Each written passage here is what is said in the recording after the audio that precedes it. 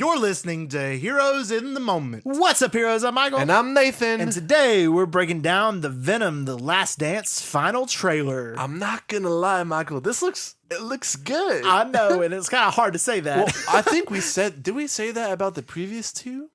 Venoms? Probably, yeah. We did about Venom 1. Well, we didn't necessarily by the trailer, but after the movie, we were like, that was a good movie. Yeah. But Venom Let There Be Carnage, I think we had mixed feelings about the trailers. I think we were like, we have more of a ominous feel, like not an ominous, but a, what's the word I'm looking for? Like just early depressed, knowing it's going to suck. Yeah, we didn't know. We were like, maybe it'll be good. Being optimistic, that was the word I was looking for. Oh, yeah. And then the movie came out. Pages. I didn't love it. You liked it more than I did. Which one again? Let There Be Carnage. I did. You liked it. I liked Woody Harrelson a lot. But plot with sucked. this one, we were more so like, okay, this movie's probably not going to be good, knowing Sony's track record with the last two with Morbius and Madam Web. But this trailer did not look bad, like you just said. Dude. And it's kind of emotional too. They're talking about, like one last ride. This is it. Yeah, this is the last we'll get of Tom Hardy's Venom. It was kind of Venom. emotional at the end. Yeah. So plus, like Tom Hardy, it's the last time we're seeing his Venom. It's the last time I've seen his Venom. Yep. Unless Secret Wars. I mean, you never know anymore. Oh, dude, you never know with Secret Wars. That'd be cool. That'd be really cool. It would be cool. All right, so let's get into this trailer. Like we said, it looks hype. It really does look hyper than we thought it ever could be. It is no Morbius. Guaranteed. No Madam Web.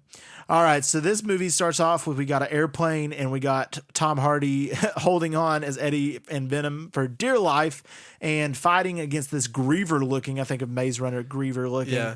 He's also trying to be Tom Cruise hanging on the side of a plane. That was crazy. Yeah, he did this with no CGI, I wonder. nothing, no straps, nothing. He just was hanging on full he taught Tom Hardy well. Yeah, he's the man.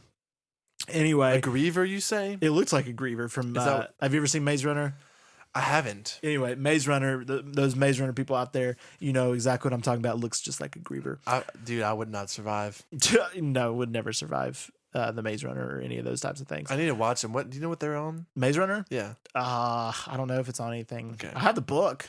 If you want to read the book. They came from a book? They came from the book. Okay. Yeah, they did come from a book. I think you would vibe actually with Maze Runner. I'm feeling it. I feel it in my bones right now. I really do. Okay. All right. So then we get Venom Parachute, which was kind of sick. That reminded me of my favorite movie of all time, when Mrs. Incredible became a parachute for her kids. She was the parachute. Yeah, and then she became the boat.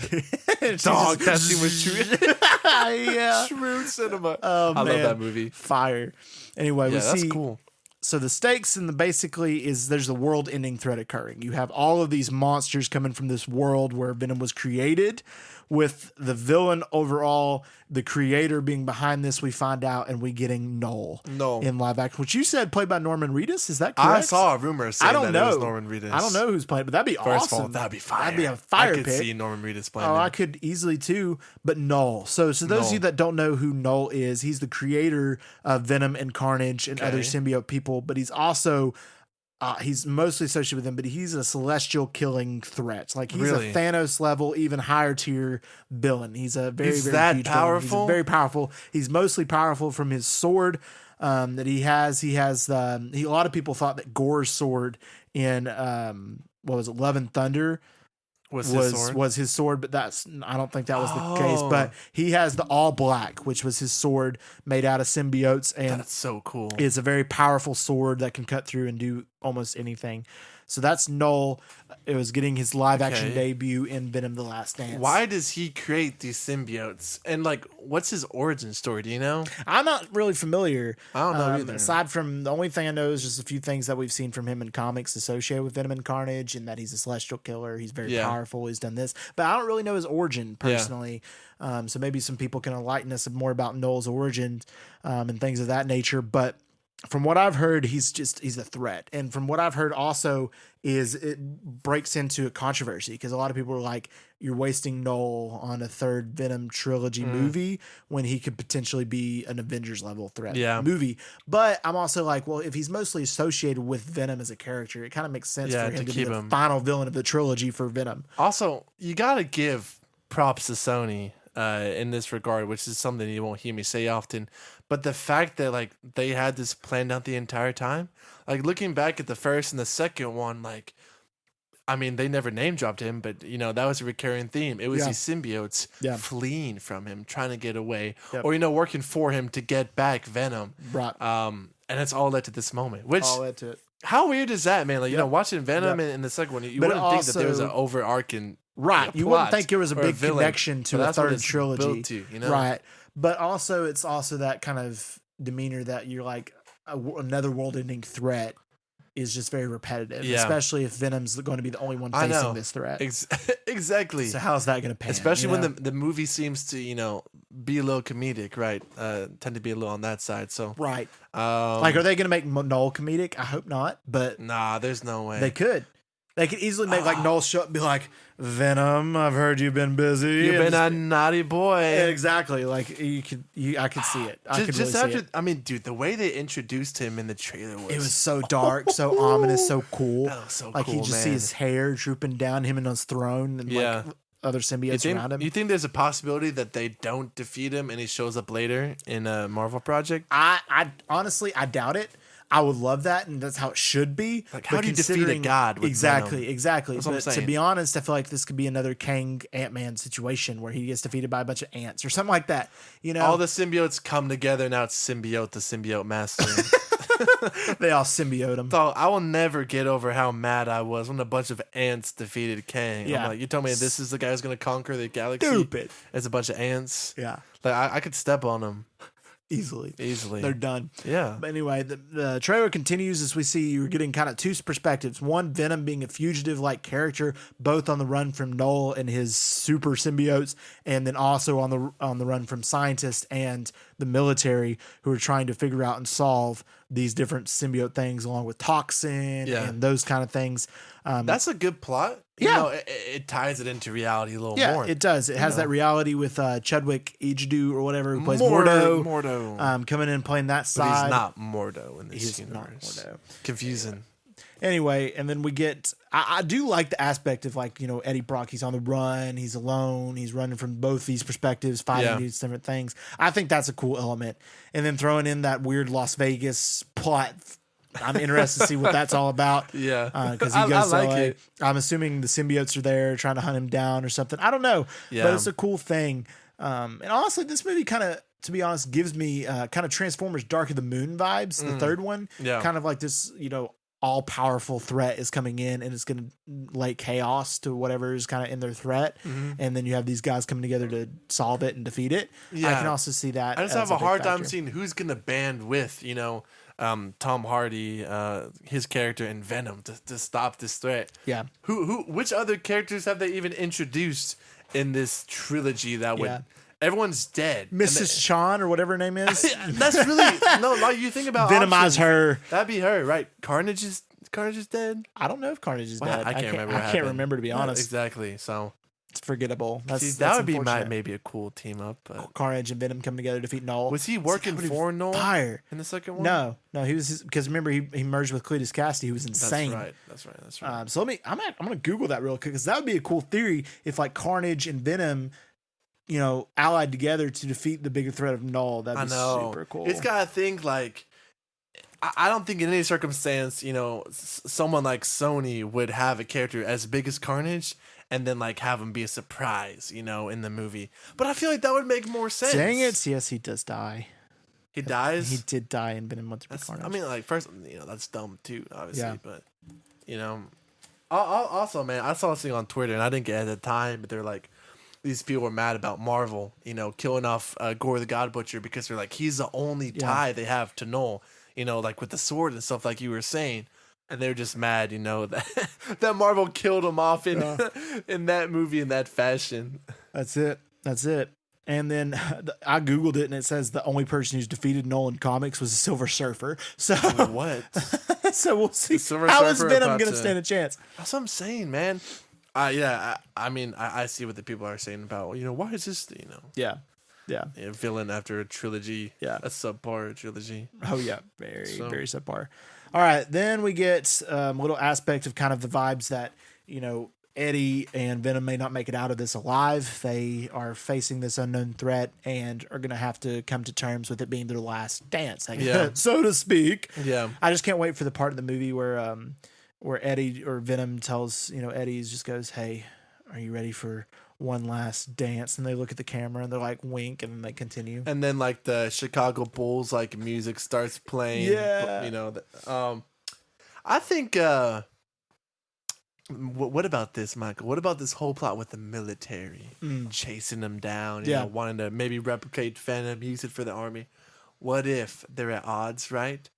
And then they realize the only way to defeat Knull is to work with the military. So they take Venom and they clone him a bunch of times and make everybody. And Venoms. they make I'm not even kidding. This is that something that actually could happen. might happen. Think about it, bro. Why else would they throw in this like military plot? Yeah, no, if they're already facing the biggest threat they've ever faced, and you just conveniently have the military looking to do something scientific, with Venom. Why wouldn't they partner either with the military or create more symbiotes? Dude, you're honestly so right on the money. Why wouldn't they do that? I'm not gonna lie, you're on the money. I should have thought that earlier. You're so right. That is gonna happen in this movie, bro. And then Mortal's like just a bunch of Venoms just running at Knull. And the line is gonna be, to defeat Knull, we have to work together.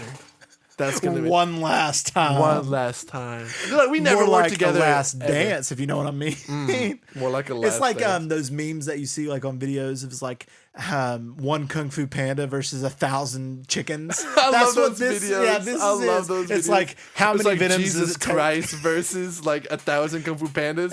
I watched that one. It's like how many Venoms it could take to defeat Knull? They're gonna have 1,000 Venoms versus Knull and recreate that scene in the desert, and then just running and Knull's just killing him. Boom. See, to be honest, I would be disappointed if they went that route though. It just feels cheap. It does feel cheap.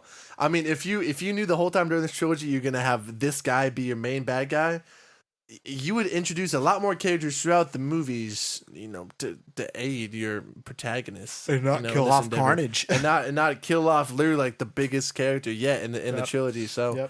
There's no one to help him. No, he done for. He's done for. He got no shot. He done. Venom and not defeating Knull. No, he just shows up with fire and he wins. Like, maybe it's just him and Venom Horse, and he's just riding in the sunset with Venom Horse, and he's just he takes every horse in America. Dude, Venom Horse is just the sickest thing I've ever seen in my life. Man. Venom Horse is so cool. I'm so excited for that. Anyway, and then we see in this movie we get him bobbing in the kind of with the hippies and kind of doing this really cool scene and. It feels like if those scenes feel authentic and funny. They feel good. The writing feels different. I can't lie. It feels like a genuine good movie. Like honestly, like it feels like something that we haven't seen before necessarily. It feels very adept. Very it feels good. Fugitive. Man. Very much like it's buddy cop, but in the sense of they're combined. It's buddy cop with that like kind of impending doom. Yeah. But in a good way. But that only emphasizes the time that they have now with each other, right? Because what's coming. And there's going to be some epic battle scenes, some epic cool stuff that's going off of it, and just really cool to get Knull in live action as a whole. I think it's going to be a fun time. I really do. All right, so since it's the final trailer, super early prediction ratings. Ooh. Super early. I think it's going to be the best of the trilogy. Really? Yeah. I really do. Okay. The second one's not competition. No. And the first one, I mean, out of 10, I can't remember what I gave it, but probably now I'd probably give it like a 6. Yeah. I think it's fair. So I don't think that's... Yeah. I mean, I think they should be shooting a minimum 6 for the end of a trilogy. You know? Yeah. Your last time with Tom Hardy, man. I think this will land about... I'm going to go 7. 7? Okay. Yeah. I'm going to say 6.5.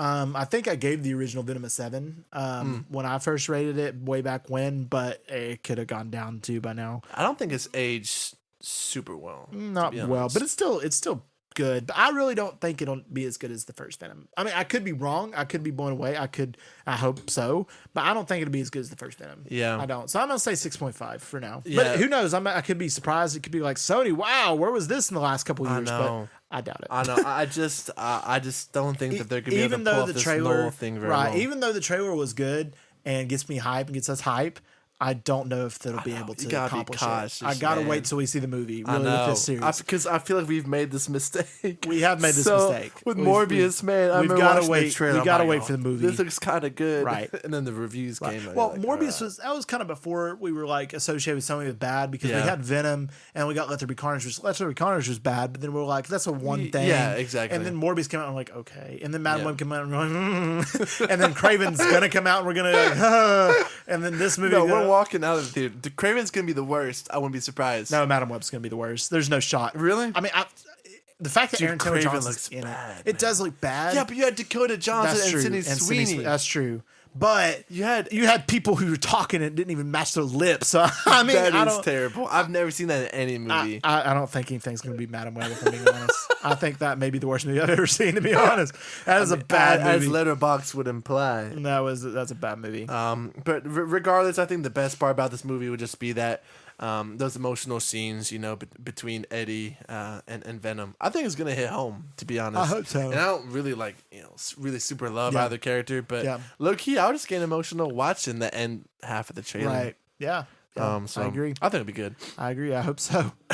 Yeah, for our sake. For our sake. We're too well-being. Optimistic. Yeah, we are, man. We're way too optimistic. I'm what can you say? We're nice guys. All right, guys. Thank y'all so much for listening to this episode. Yeah. And as always, if you liked it, please let us know by giving us a download and a 5-star review wherever you listen to your podcast. Yeah. Oh, man. We have a new feature on our episodes where you can send us a text message by following the link at the bottom of our episodes. You can submit your questions for Heroes Q&A there, or just shoot us a DM on Instagram. Yeah. I swear I'm going to kill you, Michael. And be sure to also check out our Instagram stories weekly for a chance to ask questions for our Q&A segments. Also, if you want exclusive access to episodes, which includes movie reviews and just fun little stuff that Michael and I do, subscribe to our membership, Heroes HQ. Do it. And finally, feel free to also check out our YouTube channel and our Instagram, Heroes in the Moment. Yeah, and we just want to thank y'all for listening. And as always, we love you 3000.